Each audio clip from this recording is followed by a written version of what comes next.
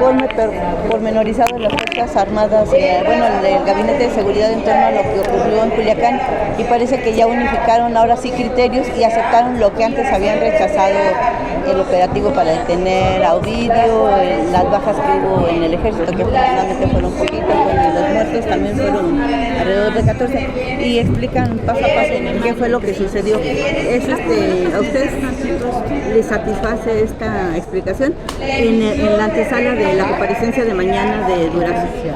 Bueno, lo trascendente es que después del día 17 han pasado ya varios días y por fin se logró tener, por decirlo de alguna forma, una opinión o más bien un informe detallado de lo que ocurrió. Eso hay que reconocerlo, pero bueno, lo que es trascendente es de que desde el 17 al día 30 han pasado 13 días en los que sin lugar a dudas han integrado a una línea del tiempo lo que ya veníamos sabiendo las ciudadanas y los ciudadanos a través de los medios de comunicación y lo que veníamos sabiendo a través de las distintas redes sociales, porque lo que tiene que ver con los videos, lo que tiene que ver con los distintos hechos que se presentaron en este lamentable hecho en Culiacán, pues todo el mundo lo sabíamos, nada más que no lo sabíamos de manera ordenada, lo que me parece que fue lo que creó lo que creó la desinformación. Y cuando hay desinformación, finalmente con lo que nos encontramos son con muchas especulaciones. Me parece que lo que tiene que seguir haciendo el Gabinete de Seguridad es el mantenernos informados a la ciudadanía, el decir la verdad y el de asumir responsabilidades. Y me parece que han asumido la responsabilidad de que fue un operativo fallido. Y en ese sentido, nuestro llamado en todo caso es en que cómo escuchar un compromiso en verdad de que se tiene una estrategia conjunta que en realidad va a abatir la inseguridad que existe en todo el país, porque hoy lo hemos visto en Culiacán, pero lo que queremos es de que en realidad exista una estrategia que permita trabajar a este gabinete en todos los rincones del país, pero lo que sabemos es de que debe de haber coordinación entre ellos, para empezar, que debe de haber coordinación entre los 3 niveles de gobierno y que debe de haber una respuesta inmediata a este asunto. Y me parece que estamos ante la oportunidad de que desde la Secretaría de Seguridad Pública, que quienes encabeza de alguna forma el gabinete, por ejemplo, se exijan más recursos para combatir la inseguridad.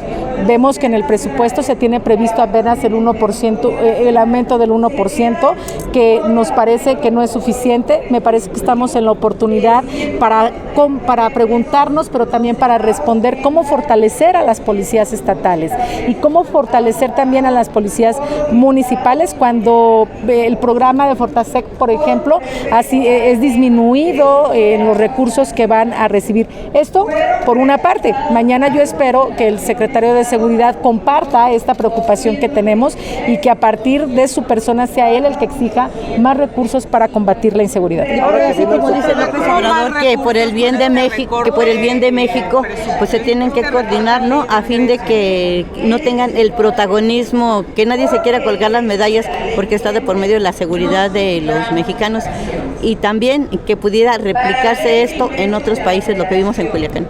Pues qué bueno que encontró el hilo negro, ¿no?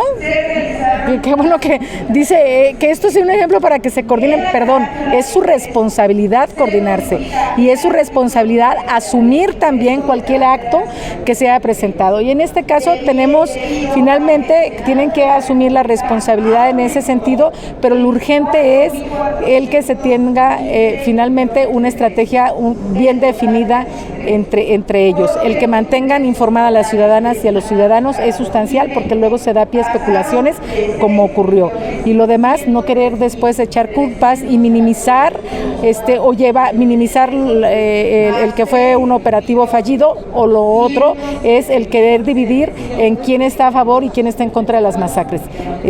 Todos los hechos que de aquí se derivaron es responsabilidad del gabinete, incluyendo esa definición que tomaron de liberar a Ovidio, a quien detuvieron ese día. Diputada, en cuestión de la Guardia Nacional se ha querido poner como que es la gran solución lo que se reduce de Fortaseg. Aquí un funcionario precisamente de la Secretaría de Seguridad y Protección Ciudadana dijo que pues se va a reponer con más presencia en los municipios y a nivel local de la Guardia Nacional.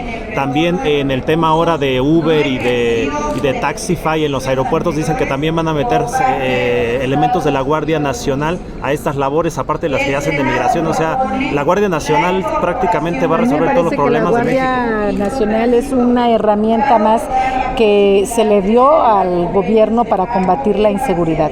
Y me parece que el querer resolver con todo con la Guardia no va a ser suficiente. Bueno, si ni siquiera recursos tienen, ya para qué comentamos lo demás.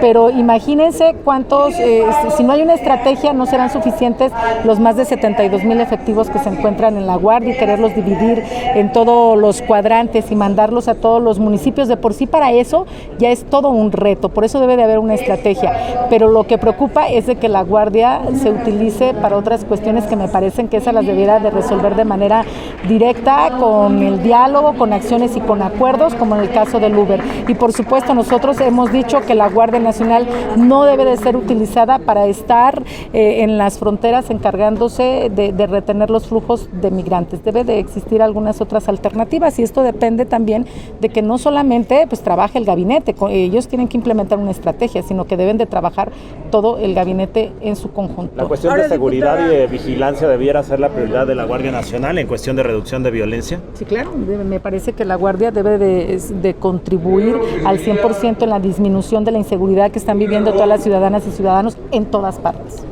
El tema de ley de ingresos, diputada, preguntarle pues cómo se va a paliar ese boquete. Ahorita hablábamos del dinero para los municipios para fortalecer precisamente a sus policías.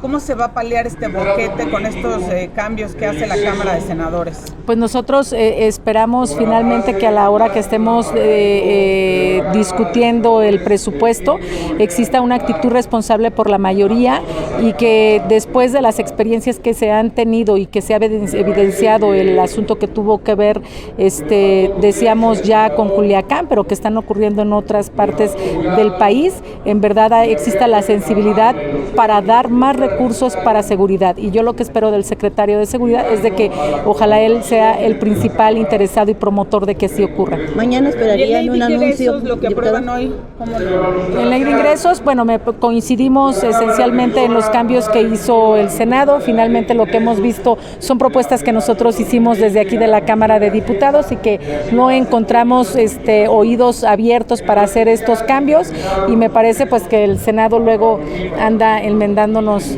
la plana, no solamente en lo que tiene que ver en la ley de ingresos, sino en otras. Nosotros vamos a ir a favor, por supuesto, de la ley que está establecido en la ley de derechos, lo que tiene que ver con el impuesto que había sobre el uso del agua. Vamos a votar a favor de que se retire lo que tiene que ver con la legalización de los autos chocolate.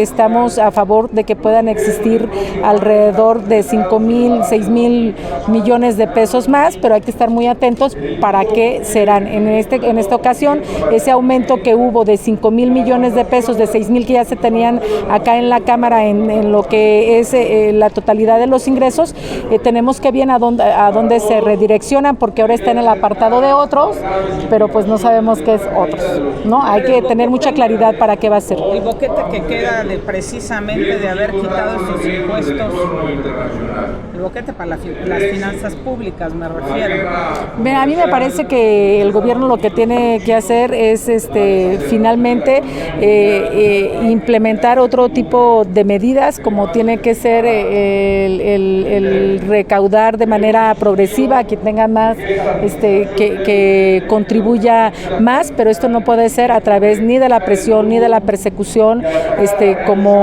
ni creando un terrorismo fiscal. Me parece ahí que el que está fallando en la estrategia es finalmente el gobierno. Diputada, mañana ¿qué compromiso esperarían que asuma Alfonso Durazo ante Pleno en materia de seguridad y el fortalecimiento de todas las policías, no nomás de la Guardia Nacional? Bueno, uno, el que nos informe y que atienda cada una de las preguntas que podamos hacer los grupos parlamentarios. Finalmente, en la medida en que se informe, es en la medida en que seguirán, una que es un derecho, pero otra es en la medida en que dejará a un lado especulaciones si las hubiera. Por otra parte, me parece, como ya he dicho, que él debe de ser el más interesado en que puedan existir más recursos. Decíamos sí para la Guardia Nacional, pero decimos nosotros sí más recursos para las policías estatales y municipales, de manera particular para el Fortesec. Y por otra parte, finalmente el que requerimos en verdad que se implemente una estrategia de seguridad que atienda los grandes problemas que ahora tenemos en todas partes del país. Gracias. Gracias a todas y todos. Que tengan buen día. Nos vamos a ir